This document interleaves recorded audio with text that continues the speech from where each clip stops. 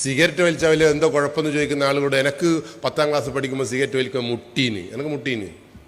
എൻ്റെ ക്ലാസ് റൂമിൽ എൻ്റെ ക്ലാസ്സും നിങ്ങളുടെ ക്ലാസ്സും തമ്മിൽ വ്യത്യാസം എന്താ? പുതിയ തലമുറേൻ്റെ ക്ലാസ്സും തമ്മിൽ എൻ്റെ ക്ലാസ് റൂമിൽ 8ാം ക്ലാസ്സിലേക്ക് പോകുമ്പോൾ ബേക്ക് ബെഞ്ചിൽ തോറ്റ കുറേ കുട്ടികളുണ്ടായിരുന്നു. നമ്മളെ ക്ലാസ് റൂമിൻ്റെ ഏറ്റവും വലിയ പ്രത്യേകത മാഷ് പറയും പഠിച്ചിട്ടില്ല ഓനെപ്പോലെ ആയിപ്പോവും. അപ്പം നമ്മൾ എന്ത് പഠിപ്പ്, എന്നാലും നമുക്കൊരു പേടിയാണ്. താടിയും മീശയുള്ള ബേക്ക് ബെഞ്ചിനെ കാണുമ്പോൾ ഞാനെല്ലാം 8ാം ക്ലാസ്സിൽ പോകുമ്പോൾ ഞാൻ വിചാരിച്ച എൻ്റെ മാഷാന്നാണ് വിചാരിച്ചത്.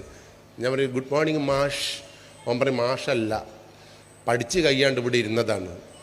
പക്ഷെ അവർക്ക് പഠിക്കാൻ കഴിയാത്തത് കൊണ്ട് പെൺകുട്ടികളുടെ മുമ്പിൽ ഷൈൻ ചെയ്യാൻ അവർ കണ്ടെത്തിയ മാർഗം എന്തെന്നറിയോ? നിങ്ങൾ ഇൻ്റർവെൽ സമയത്ത് സിഗരറ്റ് വലിക്കുക.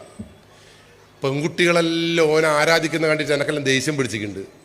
ഓൻ്റെ സിഗരറ്റ് വലിക്കുന്ന തന്നെ ഫൂ നൂതുമല്ല, സിഗരറ്റ് വലിച്ചിട്ട് ഇങ്ങനെ 0-0 പോലെ വിടും. ഇങ്ങനെ നോക്കുമ്പോൾ ഇങ്ങനെ പോകും. അപ്പം എൻ്റെ ക്ലാസ്സിലെ പെൺകുട്ടികളെല്ലാം പറയും ഓൻ്റെ പുക എന്ന് പറയുമ്പോൾ ഉണ്ടാകുമ്പോൾ നമുക്ക് ഒരു ദേഷ്യം പിടിക്കും.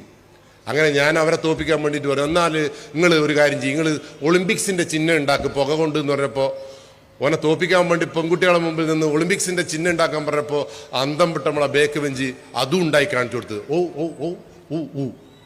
അതോടുകൂടി പെൺകുട്ടികൾ പറഞ്ഞു എൻ്റെ ഏട്ടനാ ഏട്ടൻ, ഓറ പുക എന്ന് പറഞ്ഞപ്പോഴാണ് നമ്മൾ പ്ലിങ്ങി മരിച്ചത്.